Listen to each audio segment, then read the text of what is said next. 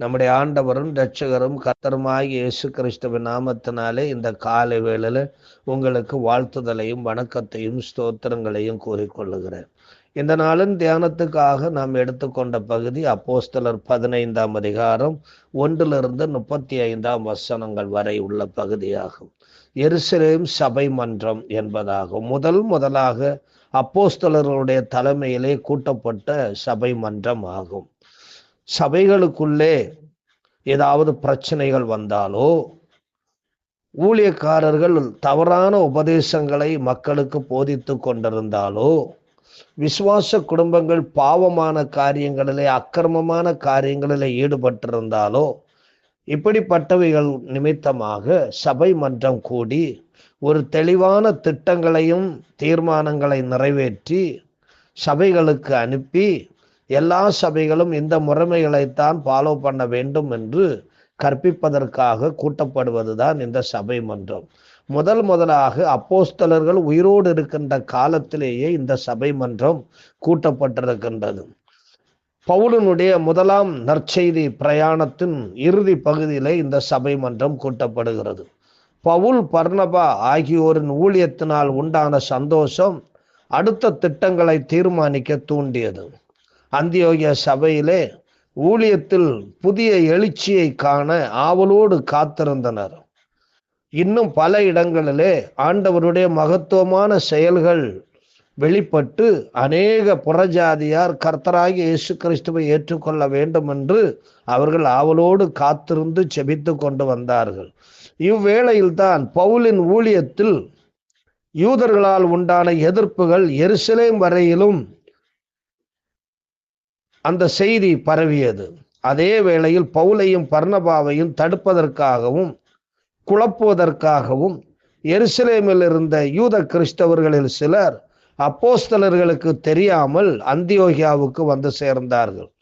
அதாவது பவுலின் ஊழியங்களிலே, பவுலின் பர்னபாவும் ஊழியங்களிலே பவுலோடும் பர்னபாவோடும் எதிர்த்துன்ற யூதர்கள் பவுலையும் பர்னபாவையும் குறித்து எருசலேமில் இருந்த யூத கிறிஸ்தவர்களுக்கு செய்தி அனுப்பியிருந்தார்கள். அவர்கள் அப்போஸ்தலர்களோடு அதை குறித்து கலந்து ஆலோசிக்காமல் அவர்கள் நேரடியாகவே பவுலையும் பர்னபாவையும் அந்தியோகியாவிலே வந்து சந்திப்பதற்காக அவர்கள் இங்க வந்தார்கள். இதனை அப்போஸ்தலர் 15ஆம் அதிகாரம் 1ஆம் வசனத்திலே நாம் பார்க்கிறோம்.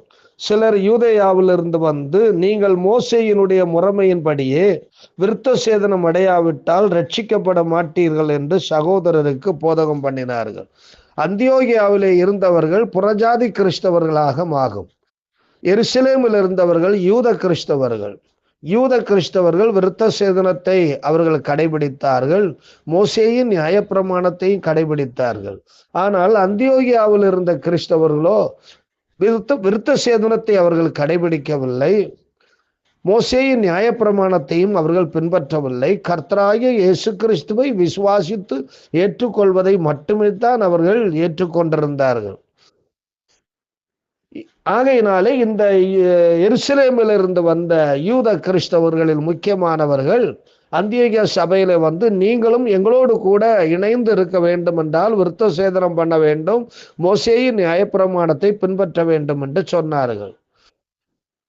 இதனால் யூதேயாவிலிருந்து வந்தவர்களுக்கும் பவுல் பர்னபாவுக்கும் மிகுந்த தர்க்கம் உண்டாயிற்று.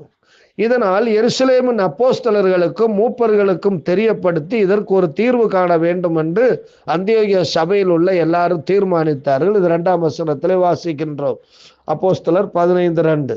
அதனால் அவர்களுக்கும் பவுல் பர்னபா என்பவர்களுக்கும் மிகுந்த வாக்குவாதமும் தர்க்கமும் உண்டான போது அந்த விஷயத்தின் நிமித்தம் பவுலும் பர்னபாவும் அவர்களை சேர்ந்த வேறு சிலரும் எருசலேமில் இருக்கிற அப்போஸ்தலர்களிடத்திலும் மூப்பரிடத்திற்கும் போக வேண்டும் என்று தீர்மானித்தார்கள்.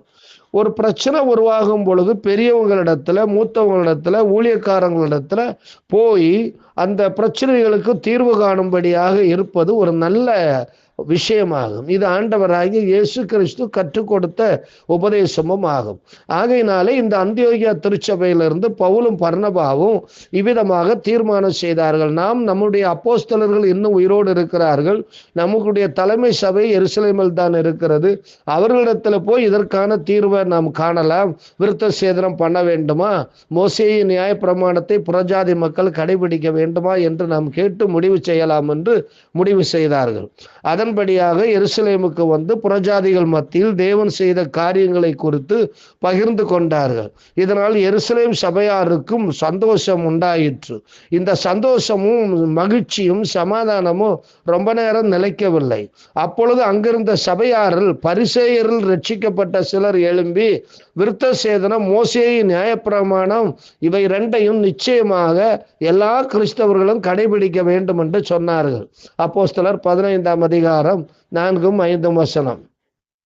அவர்கள் எருசலேமுக்கு வந்து சபையாராலும் அப்போஸ்தலராலும் மூப்பராலும் ஏற்றுக்கொள்ளப்பட்ட போது தேவன் தங்களை கொண்டு செய்தவைகளை எல்லாம் அறிவித்தார்கள். அப்பொழுது பரிசேய சமயத்தாரில் விசுவாசிகளான சிலர் எழுந்து அவர்களை விருத்த சேதனம் பண்ணுகிறதும் மோசேயின் நியாயப்பிரமாணத்தை கை கொள்ளும்படி அவர்களுக்கு கற்பிக்கிறதும் அவசியம் என்று சொன்னார்கள். இது நிமித்தம் முதலாம் சபை கவுன்சில் கூட்டப்பட்டது. 6ஆம் வசனத்தை வாசிக்கும் பொழுது அப்போஸ்தலரும் மூப்பரும் இந்த காரியத்தை குறித்து ஆலோசனை பண்ணும்படி கூடினார்கள். கவுன்சில்ல முதல்ல பேதுரு பேசுகிறார் என்று அப்போஸ்தலர் 7ஆம் அதிகாரம் 11ஆம் வசனம் வரையில் உள்ள பகுதியில் வாசிக்கிறோம். மிகுந்த தர்க்கம் உண்டாயிடுச்சு. ஒருத்தருக்கு ஒருத்தர் தர்க்கம் உண்டான உடனே இந்த புறஜாதி பக்கம் சார்பில் நிற்கிறவர்கள் நியாயப்பிரமாணத்தை பின்பற்ற வேண்டியதில்லை, விருத்த சேதனம் பண்ண வேண்டியதில்லை என்று சொல்றாங்க. ஆனால் புறஜாதி யூத கிறிஸ்தவர்களும் இல்லை நியாயப்பிரமாணத்தையும் பின்பற்றி தான் ஆக வேண்டும், விருத்த சேதனத்தையும் பண்ணிதான் ஆக வேண்டும், சன்மார்க்க முறைப்படி நீங்களும் வந்து பரிசுத்தர்கள் என்று சொல்லி நீங்களும் அடையாளப்படுத்தப்பட்டு தான் ஆக வேண்டும் என்று அவர்கள் ஒண்ணுக்கொன்று தர்க்கங்கள் உருவான பொழுது பேதுரு எழும்பி நின்று பேசுகிறார். அப்பொழுது பேதுரு எழும்பி நின்று, சகோதரரே, நீங்கள் அறிந்திருக்கிறபடி புறஜாதியார் என்னுடைய வாயினாலே சுவிசேஷ வசனத்தை கேட்டு விசுவாசிக்கும்படி தேவன் அநேக நாட்களுக்கு முன்னே உங்களில் ஒருவனாகிய என்னை தெரிந்து கொண்டார். இருதயங்களை அறிந்திருக்கிற தேவன் நமக்கு பரிசுத்த ஆவியை தந்தருளினது போல அவர்களுக்கும் தந்தருளி அவர்களை குறித்து சாட்சி கொடுத்தார். விசுவாசத்தினாலே அவர்கள் இருதயங்களை அவர் சுத்தமாக்கி நமக்கும் அவர்களுக்கும் யாதொரு வித்தியாசமும் இராதபடி செய்தார். இப்படி இருக்க நம்முடைய பிதாக்களாலும் நம்மாலும் சுமக்க கூடாதிருந்த நுகத்தடியை சீஷர் கழுத்தின் மேல் சுமத்துவதனால் நீங்கள் தேவனை சோதிக்கிறது என்ன? கர்த்தராகிய இயேசு கிறிஸ்துவின் கிருபையினாலே அவர்கள் ரட்சிக்கப்படுகிறது எப்படியோ அப்படியே நாமும் ரட்சிக்கப்படுவோம் என்று நம்பி இருக்கிறோமே என்று பேதுரு பிரசங்கம் பண்ணினார். பேதுரு பிரசங்கம் பண்ணி முடிந்த பிற்பாடு பவுலும் பர்னபாவும் நடந்த காரியங்கள் எல்லாவற்றையும், ஊழியத்தில் கர்த்தர் செய்த எல்லா காரியங்களையும் அவர்கள் விவரித்து சொல்லும்படியாக மன்றத்தில் அந்த சபை மன்றத்தில் எடுத்து பேசும்படியாக அவர்களுக்கு வாய்ப்பு கொடுக்கப்பட்டது. அவர்கள் எல்லாவற்றையும் பேசி முடித்த பொழுது, அவர்கள் பேசி முடித்த பிற்பாடு யாக்கோபு எழுந்து, அவர்தான் அந்த ஆலோசனை சபை சங்கத்தினுடைய தலைமை பொறுப்பில் இருந்தார். எருசலேம் சபையினுடைய தலைவராக இருந்தது யாக்கோபு, இயேசு கிறிஸ்துவின் சகோதரனாகிய யாக்கோபு ஆகும். அவர் எழும்பி நின்று 13ஆம் வசனத்திலிருந்து 21ஆம் வசனம் வரையிலும் அவர் பேசுகிறார். அவர் பேசும் பொழுது எல்லாரும் அமைதலாக இருந்தார்கள், எல்லாரும் கேட்டுக்கொண்டார்கள். அவர்கள் பேசி முடித்த பின்பு யாக்கோபு அவர்களை நோக்கி, சகோதரரே, எனக்கு செவி கொடுங்கள். தேவன் புறஜாதிகளினின்று தமது நாமத்திற்காக ஒரு ஜனத்தை தெரிந்து கொள்ளும்படி முதல் அவர்களுக்கு கடாட்சி தருளின விதத்தை சிமியோன் என்கிற பேதுரு விவரித்து சொன்னாரே, அதற்கு தீர்க்கதரிசிகளுடைய வாக்கியங்களும் ஒத்திருக்கிறது. எப்படி என்றால், மற்ற மனுஷரும் என்னுடைய நாமம் தரிக்கப்படும் சகல ஜாதிகளும் கர்த்தரை தேடும்படிக்கு நான் இதற்கு பின்பு திரும்பி வந்து விழுந்து போன தாவீதின் கூடாரத்தை மறுபடியும் எடுப்பித்து அதிலே பழுதாய் போனவைகளை மறுபடியும் சீர்படுத்தி அதை செவ்வையாக நிறுத்துவேன் என்று இவைகளை எல்லாம் செய்கிற கர்த்தர் சொல்லுகிறார் என்று எழுதியிருக்கிறது. உலக தோற்றம் முதல் தேவனுக்கு தம்முடைய கிரியைகள் எல்லாம் தெரிந்திருக்கிறது. ஆதலால் புறஜாதிகளில் தேவனிடத்தில் திரும்புகிறவர்களை கலங்க பண்ணலாகாதென்றும் விக்கிரகங்களுக்கு படைத்த அசுசியானவைகளுக்கும் வேசித்தனத்திற்கும் நெருக்குண்டு செத்ததற்கும் இரத்தத்திற்கும் விலகி இருக்கும்படி அவர்களுக்கு நாம் எழுத வேண்டும் என்றும் நாம் தீர்மானிக்கிறேன். மோசேயின் ஆகமங்கள் ஓய்வு நாள் தோறும் ஜெப ஆலயங்கள் வாசிக்கப்பட்டு வருகிறபடியால் பூர்வ காலம் தொடங்கி சகல பட்டணங்களிலும் அந்த ஆகமங்களை பிரசங்கிக்கிறவர்களும் உண்டே என்று இவர் தன்னுடைய ஆலோசனைகளை கவுன்சில்ல சொல்றார். அப்படி சொன்ன உடனே இதனால் இப்படி சொல்லி 2 முடிவுகள் அவர்கள் செய்தார்கள். 2 முடிவுகள் ஏற்படுத்தப்பட்டது. அந்த கவுன்சில்ல 2 முடிவுகள் செய்யப்பட்டது. ஒன்று என்ன சொன்னாங்கன்னா, நாம இங்கிருந்து சிலரை அந்தியோகியாவுக்கு அனுப்பலாம். அங்கு போய் அவர்கள் நம்முடைய விஷயங்களை எல்லாம், நாம் இங்கு தீர்மானித்த விஷயங்களை எல்லாம் வாய்மொழியாக நேரடியாகவே அந்த ஜனங்கள் மத்தியில நீங்க பிரசங்கிக்கணும், அவங்களுக்கு கற்றுக் கொடுக்கணும், இவைகளை குறித்து தெளிவாக எல்லாம் சொல்லி கொடுக்கணும்னு சொல்றாங்க 2 பேர். அதற்கு அவர்கள் யூதாவையும் சீலாவையும் தெரிந்து கொள்ளுகிறார்கள். 22ஆம் வசனத்தை பார்க்கிறோம். அப்பொழுது தங்களில் சிலரை தெரிந்து கொண்டு பவுலோடும் பர்னபாவோடும் அந்தியாவுக்கு அனுப்புகிறது அப்போஸ்தலருக்கும் மூப்பருக்கும் சபையார் எல்லாருக்கும் நலமாக கண்டது. அவர்கள் யாரென்றால் சகோதரரில் விசேஷித்தவர்களாகிய பர்சபா என்ற மறுபெயர் கொண்ட யூதாவும் சீலாவுமே ஆகும். அப்ப பாருங்க, எருசலேம் சபை மன்றம் நல்ல முடிவுகளை எடுக்கிறது, நல்ல ஆலோசனைகளை செய்தார்கள், நல்ல தீர்மானங்களை எடுத்தார்கள், நல்ல முடிவுகளையும் அவர்கள் எடுக்கிறார்கள். ஒரு பிரச்சனையை நேரடியா போய் சந்தித்து அவர்களுக்கு நல்ல புத்திமதிகளை சொல்லி அவர்களை நல்வழிப்படுத்தி மேலும் மேலும் விசுவாசத்துல அவர்களை ஊக்குவிக்கிறதுக்குத்தான் ஆதி சபையில இருந்து இன்று வரையிலும் சபை மன்றங்கள் செயல்பட்டு கொண்டு வருகிறது. 2வது அவர்கள் முடிவெடுத்தார்கள், நாம் ஒரு கடிதம் ஒன்றை எழுதி அவர்களுக்கு அனுப்ப வேண்டும் என்பதாகும். அது 23ஆம் வசனத்திலிருந்து 29ஆம் வசனம் வரையிலும் உள்ள பகுதியில் வாசிக்கின்றோம். அதுல முக்கியமான குறிப்பு 28ஆம் வசனம் 29ஆம் வசனம் நாம் வாசிப்போம். எப்படி எனில், விக்கிரகங்களுக்கு படைத்தவைகளுக்கும் இரத்தத்திற்கும் நெருங்குண்டு செத்ததற்கும் வேசித்தனத்திற்கும் நீங்கள் விலகி இருக்க வேண்டும் என்பதே. அவசியமான இவைகளை அல்லாமல் பாரமான வேறொன்றையும் உங்கள் மேல் சுமத்தாமல் இருப்பது பரிசுத்த ஆவிக்கும் அப்போஸ்தலர்களாகிய எங்களுக்கும் நலமாக கண்டது. இவைகளுக்கு விலகி நீங்கள் உங்களை காத்து கொள்வது நலமாயிருக்கும், சுகமாயிருப்பீர்களாக என்று எழுதினார்கள். அதாவது சபை மன்றத்தில் என்ன முடிவு செய்தார்கள் என்றால், புறஜாதி கிறிஸ்தவர்கள் விருத்த சேதனம் பண்ண வேண்டும் என்று கட்டாயப்படுத்த வேண்டியதில்லை. அவங்க விருப்பப்பட்டா எடுத்துக்கலாம், அது கட்டாயம் படுத்த வேண்டியதில்லை. விருத்த சேதனம் பண்ணினாதான் பரலோக ராஜ்யத்துக்கு போக முடியும் என்பதெல்லாம் அப்படி இல்லை. அதே மாதிரி மோசேயின் நியாயப்பிரமாணத்தை நீங்க கட்டாயம் பின்பற்ற வேண்டியதில்லை. 10 கட்டளைகளில் இருக்கின்ற சரத்துகளை பின்பற்றித்தான் ஆக வேண்டும். ஆனால் சடங்கு சம்பிரதாயங்கள் எல்லாம் புறஜாதி கிறிஸ்தவர்கள் பின்பற்ற வேண்டியது கிடையாது என்று சொல்லி சபை மன்றத்தில் முழுமையாக தீர்மானம் பண்ணி எல்லாவற்றையும் அழகா எழுதி கையெழுத்து போட்டு சபைகளுக்கு அவைகளை அனுப்புகிறார்கள். அதன்படி பவுல், பர்னபா, யூதா, சீலா இவர்கள் எல்லாம் அந்த கடிதத்தை எடுத்துக்கொண்டு அந்தியோகியாவுக்கு வந்து கடிதத்தின்படி ஜனங்களுக்கு போதித்தார்கள்.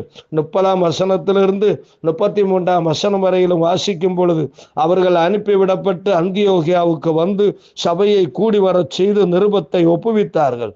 அதை அவர்கள் வாசித்து அதனால் உண்டாகிய ஆறுதலுக்காக சந்தோஷப்பட்டார்கள்.